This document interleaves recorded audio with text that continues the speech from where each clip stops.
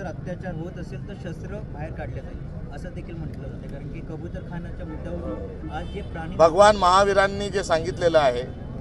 ते एक महान तत्त्वज्ञान आहे आणि काँग्रेसनी त्या तत्त्वज्ञानातून सर्वोदय नावाचं सूत्र हे स्वीकारलं आहे, अहिंसा नावाचं सूत्र देखील त्या ठिकाणी स्वीकारलं आहे। विवेक विनय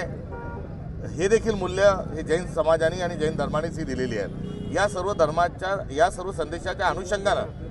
जैन धर्माकडे आपण पाहतो आणि जैन धर्म स्थापन जो झाला हा मनुवाद्यांच्या एकंदरीत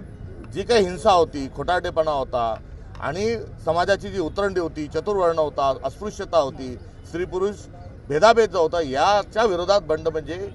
भगवान महावीरांनी स्थापन केलेला जैन धर्म आहे। याची देखील या निमित्तानं कुठेतरी आठवण करायची वाटते आणि महावीरांचा जो जैन धर्म आहे त्या जैन धर्माच्या नुसार सर्वांनी पुढे गेलं पाहिजे। राहता प्राण्यांचा प्रश्न, तर प्राण्यांना जगण्याचा अधिकार जसा आहे तसा माणसांनाही जगण्याचा अधिकार आहे। त्यामुळे कबुतराच्या विष्ठेमुळे जर माणसं जर मृत्युमुखी पडत असतील तर त्यांचाही विचार हा जरूर केला पाहिजे आणि कबुतरांचाही विचार केला पाहिजे। मात्र मुळात कोल्हापूरच्या हत्तीनीच्या माध्यमातून गेलेली आब्रू देवेंद्र फडणवीस कबुतरखाना वाचवण्याचा हा त्यांचा राजकीय सापळा त्यांनी एक रचलेला आहे। त्यात महाराष्ट्राची जनता जैन समाज फसणार नाही असा विश्वास व्यक्त करतो आणि या कबुतरांची आणि मुक्या प्राण्यांची दया करत असताना जे मंगलप्रसादजी लोढासाहेब जे आहेत, जे मंत्री आहेत, त्यांनी मुंबईला एक टुमदार एक कबूतर